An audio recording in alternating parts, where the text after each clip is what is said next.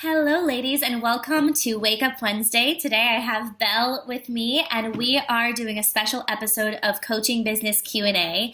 If you've been watching along, you know that I bring a woman from the tribe live to ask a question that she has about her coaching business. So let me tell you a little bit more about Belle.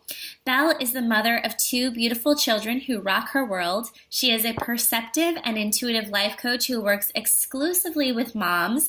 Some days she can be found dancing with her family, and other days you will find her simply staring at them in awe. She also started Mom Me Circle. It is a great way for new moms to connect with one another, and you can get more info about that in the blog. So welcome, Belle. Hi, thanks. Hi.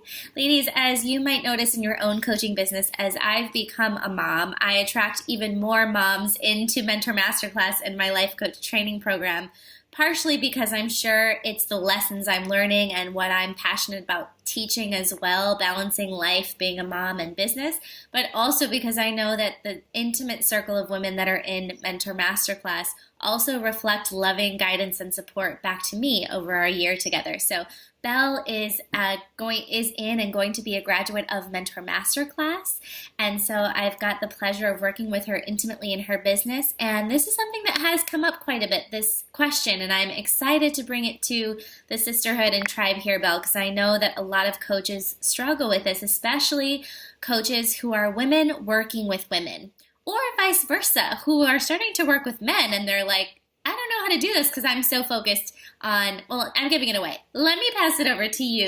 You ask the question, then we'll dig in. Okay, so my question is, how do you balance the masculine and the feminine aspects of coaching a client? So, for example, striving to do better, more, faster versus being and flowing and feeling. So I love this question, and I know it's important for you working with moms. It's also very important for me working with women who are coaches, because a huge part of my value system is teaching women how to move out of the lone warrior masculine way and into inviting a more awareness around feminine. But it also brings me to my first kind of, as I was feeling into this question today, advice or feedback, is that the most important thing we can do to start is not label one or the other good or bad. It is not to say that, to in our mind make masculine good, bad, wrong, or right, or make feminine good, bad, wrong, or right. I think it's when we start to kind of in our language or in our own mindset decide that one is better or worse than the other, that then we start to get into tricky territory where we're not really serving our client in getting what they need. So that would be the first thing, and I have to pull myself into that all the time, because I have found that in many ways I was far extreme masculine and then found these feminine principles, and I love them so much that I almost make them better, because at some point my masculine really burnt me out and it made me struggle. And it has actually been really the most powerful thing for me with my clients is when I step into the coaching role and I'm supporting my clients, not to reflect my own story, my own beliefs, my journey onto my clients, which makes me come back to neither is wrong, good, bad. It's more about the core concept of coaching, which is what does my client really want and what is preventing them from getting it. And if I'm at a clean slate with not bringing my own beliefs in about masculine and feminine, then I can really listen and tune in to what's in highest service of them. So that's the first thing I would say, is really when you're thinking and you're in a coaching session and you're catching yourself going, oh, my client's asking for this, I don't know, should I go with them and tell them, yeah, push, strive? Or should I give them another way about it and tell them to slow down? Or opposite, my client's really slowing down. Should I push and hold them accountable? Is check in with yourself, remove your beliefs about what's better, good, wrong, or right, and then really come into a space of reflection and asking questions of your client of what do you really want? And then let's really together find what's preventing you from getting it. So that gives you like a cleaner ground, and I think even right there, Belle, you'll get more intuitive hits that will come through that's in highest service for your client versus our journey, which I think both of us share this mission to bring more feminine in, right? Yeah. And the second part is just to be aware of what masculine feminine really is. And I think that this can mean different things for different people, but I found a frame that I'll share with you just to see if it resonates with you and your clients and with the women here that are going to try this on. So when I think of the feminine, I've kind of narrowed it down into one word, and that word is devotion. When I think of the masculine, I've narrowed that down to one word, and that word is loyalty. You can see that they're both really beautiful words, devotion and loyalty, and they're similar, but there's a difference. So here's how I kind of see the difference. For the feminine, devotion is about the complete self. It's about wholeness and connecting all the parts and pieces and giving room for all the parts and pieces. When we're talking about feminine in the sense of actually like being a woman, our body comes with hormones, emotions, a monthly cycle, a different way of processing information.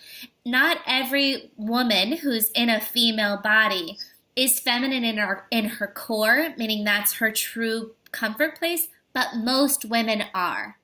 And so that means when we start to dishonor that core, we really are not feeling happy or alive in our life. And it's kind of more related to like the ocean tides. There's high tide, there's low tide, but there's always a devotion that's present when you're in a feminine energy. And if you can lean into that, that's what all the concepts and tools and techniques and guidance that would come under leaning into the feminine. And so I'll come back to it in a second. Masculine is loyalty. It's a little bit more the energy of you do what you say you're going to do. You get your eye on that bullseye, you secure the perimeter, you make it happen, you do what you say you're going to do. And it's a little bit like, I don't care what challenges come up, I don't care what excuses, I'm going to make it happen. So I look for those two qualities and I say, what does my client really want? And there's quite a difference, right? If a client asks for, I want to feel joy and spaciousness in my life, versus a client says, I cannot get food on the table and I need to be making money this month. And then we look at what's preventing them from getting it. And let's say the first one, I want to feel joy and happiness. And what we notice is that she has no time. She's constantly pushing through. She's been working hard her whole life. She hates her job and she has no space for herself and she wants joy and happiness. It's very different from I need to get food on the table, and what's preventing her from getting it is that she's sleeping in too late, she's being sluggish, she's not eating the right foods, so then we want to really look. Sometimes the client is confused. You also have to sort through that because the client A may say she wants joy and happiness. She really thinks the way to get it is to make that money, honey, right? And so she's like in the masculine, but you're noticing she's been doing that already. She's been powering through. She's been holding herself accountable, and she's not getting closer to that. So suddenly you recognize what's preventing her from getting it is this masculine, so you might want to lean into the feminine principles there. Now, vice versa, on the other side, you might be a coach that believes in feminine principles, but when you tune into your client and what she really wants and what's preventing her from getting it is that she really does want to harness her powerful side. She does want to have better integrity with her words. She does want to really accomplish some big goals. And all the while, she's been being a little too feminine, watching a little bit too much Netflix, reading too many self-help books and not doing anything about it. Then you might recognize some of those masculine principles are important. So, just kind of recap. Not making one good, bad, right, or wrong, and then remembering the core of coaching and going back to really listening once you're in that clean state. What does my client want and what's preventing them from getting it? And then recognizing what's happening here. And for women, most of the time, you want to check in with their core. Are they able to be feminine in their core but take action and create a beautiful balance of their whole self, which is divine feminine and divine masculine? Or do you notice that they're doing something that hasn't been working in either area, and then can you bring those principles in? Does that make sense, Belle? Does that resonate? And what's your takeaway or any follow-up questions you might have? So, a follow-up question is, I work with pregnant moms and brand new mamas, so with like new babies, and I'm noticing a lot of anxiety, especially with new motherhood, and that feels very masculine to me, and so I'm trying to bring in the feminine there, because it's also such a feminine place. Yes. But I feel like so many women are in their masculine despite their bodies wanting to be in the feminine.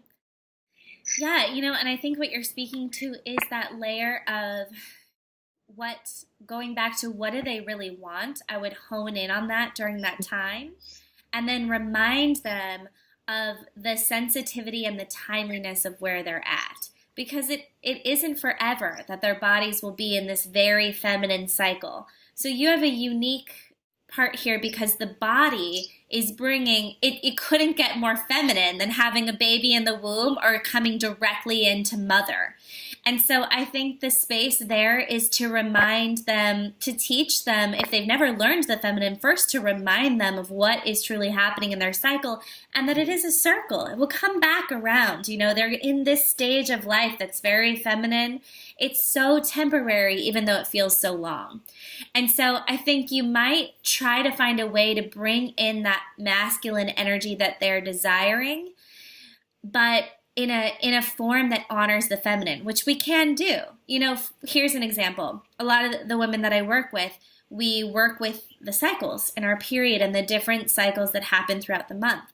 There's a time period in the month that it's okay to be masculine, which is when it's always okay to be masculine, but it's powerful to hold yourself accountable and be in that ovulatory phase.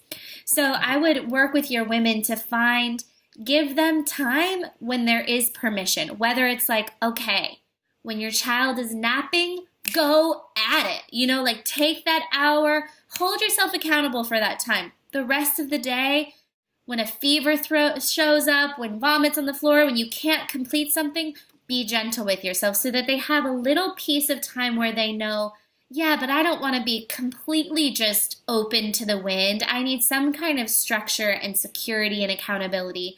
Maybe you can help them to find that in a feminine structure that allows for flow, but a space where they can say, okay, this is the time when I might bring in the divine masculine. Yes, that really resonates. Thank you so much. Yeah, you're welcome, Belle. It's beautiful work that you're doing. And ladies, if you are a mom and have this struggle, or if you are a coach that works with clients, whether they're male or female, and you have additional questions around just the masculine and feminine and how to balance that or bring that into your coaching sessions, comment below. And now that Belle and I are really attuned with this, we can support you and follow up with you and jam it out. And I look forward to seeing your comments and what was most valuable for you from this. Thank you so much for being here, Belle. And ladies, we will see you next week. Bye. Do you want to become a confident and masterful life coach? Imagine feeling completely supported by a brilliant sisterhood while you launch your dream business and attain financial freedom. Mentor Masterclass is an all-in life coach training program for 40 women who are on a mission to learn from the best. You can join Mentor Masterclass at the beginning of any new month while spaces are available. Head on over to mentormasterclass.com to learn more about the training and apply now.